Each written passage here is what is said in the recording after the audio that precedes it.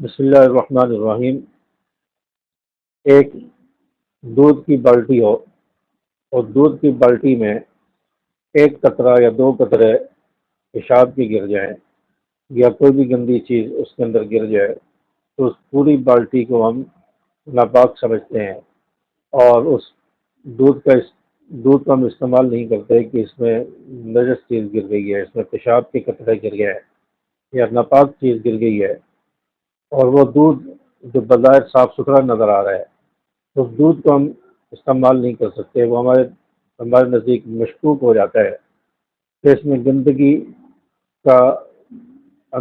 گندگی کی آمیزش ہو گئی ہے، گندگی مکس ہو گئی ہے۔ تو جس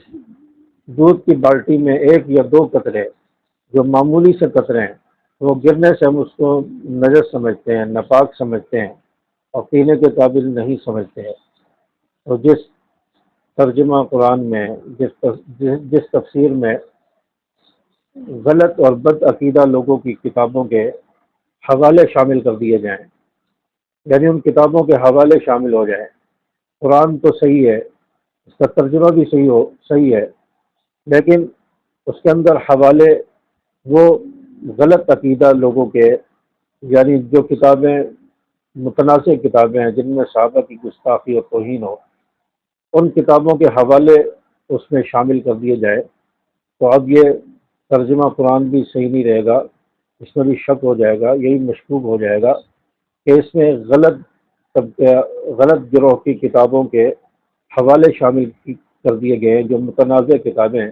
اس لیے ہم اس ترجمے کو بھی نہیں مانتے۔ آج لوگ کہتے ہیں کہ مطالعہ قرآن حکیم جو علم فاؤنڈیشن کی طرف سے چھاپی گئی ہے، جو اسکول کے نصاب میں پڑھائی جا رہی ہے، جو اسکولوں میں 50,000 بچوں میں علم فاؤنڈیشن کی طرف سے مفت تقسیم کی گئی ہے، تو چھاپ کر اس نسخے کو مفت تقسیم کیا گیا ہے، اور اچھی خاصی موٹی کتاب ہے، 400-500 صفحے کی کتاب ہے، اور اس کو مفت تقسیم کیا گیا ہے، جو 800 1000 1200 کی کتاب ہے، اور 50,000 نسخے مفت تقسیم کیے گئے ہوں۔ آج کوئی پسینہ اپنا کسی کو مفت نہیں دیتا، آج کوئی اپنی ٹوٹی ہوئی چپل کسی کو فری میں نہیں دیتا، جو 50,000 نسخے فری میں تقسیم کر کے جس پر لاکھوں روپے لاگت آئی ہوگی، کیا اخراجات ہوئے ہوں گے، آخر اس کو مفت تقسیم کرنے کی کیا وجہ ہے؟ اس کو کیوں مفت تقسیم کیا گیا ہے؟ کس نے فنڈ فراہم کیا ہے؟ تو اس نسخے کو یہ اسکولوں کے نصاب میں شامل کیا۔ مطالعہ پاکستان جو متفقہ ترجمہ قرآن ہے، اہل تشیع سے متفق ہے، اور اس میں ان کتابوں کے حوالے دے دیے گئے جو اہل تشیع کی کتابیں ہیں، اور جو قرآن کریم کی تحریف کے بارے میں جن کتابوں میں ذکر ہے، صحابہ کرام کی گستاخیاں اور تبرہ جن کتابوں کے اندر ہے، جو متنازع کتابیں ہیں، ان کتابوں کے حوالے دے دیے گئے، اور یہ ایک غلط عقیدہ، بد عقیدہ اور نجس مذہب کی کتابوں کے حوالے جس کتاب میں شامل کر دیے جائیں، جس ترجمہ قرآن میں شامل کر دیے جائیں، تو کیا اس ترجمہ قرآن پر ہم اعتماد کر لیں گے؟ اور پھر وہ شیعوں کی طرف سے، رافض کی طرف سے متفقہ بھی ہو اور وہ اس پر ایگری ہوں، ترجمے کو ہم ایکسیپٹ کر لیں، اس کو ہم صحیح سمجھ لیں؟ تو جب ہم ایک دودھ کی بالٹی میں غلط چیز گر جائے، ناپاک چیز گر جائے، پیشاب کے ایک دو قطرے گر جائے، پوری بالٹی کو ہم پھینک دیتے ہیں، گرا دیتے ہیں، اس کو استعمال نہیں کر سکتے کہ یہ نجس ہو گیا ہے، متنازع ہو گیا ہے، مشکوک ہو گیا ہے۔ تو ایک ترجمہ قرآن جس کے اندر متنازع کتابیں، غلط کتابوں کے حوالے ہوں، کیا ہم اس کو صحیح سمجھ لیں؟ تو مطالعہ قرآن حکیم جس کے بارے میں لوگ یہ کہہ رہے ہیں کہ اس میں کہاں سے غلط ہے، کون سی چیز غلط ہے، تو اس میں حوالے ان کتابوں کے شامل کر دیے گئے ہیں جس میں تحریف قرآن کا عقیدہ ہے، یہ قرآن اصلی نہیں ہے، اصل قرآن امام غائب کے پاس ہے، اور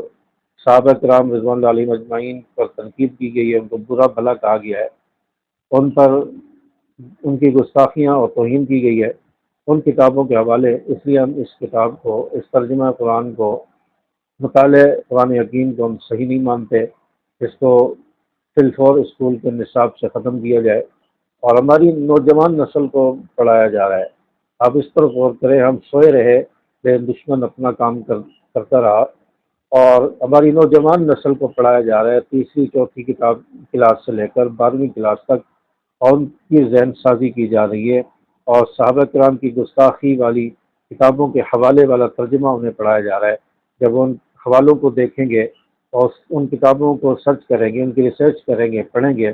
تو صحابہ کرام کے حوالے سے متنازع چیزیں انہیں جب ملے گی اور قرآن حکیم کے بارے میں تحریف کا عقیدہ انہیں ملے گا، تو ان کا ذہن خراب ہوگا،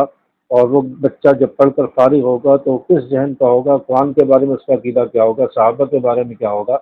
اس پر ہمیں غور و فکر کرنے کی ضرورت ہے، اور اس پر آواز اٹھانے کی ضرورت ہے۔ اس پر زیادہ سے زیادہ آواز اٹھائی جائے۔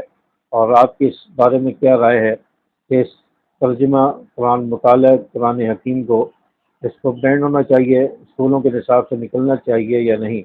اپنی رائے کمنٹس کے اندر ضرور تحریر کریں۔ السلام علیکم ورحمۃ اللہ۔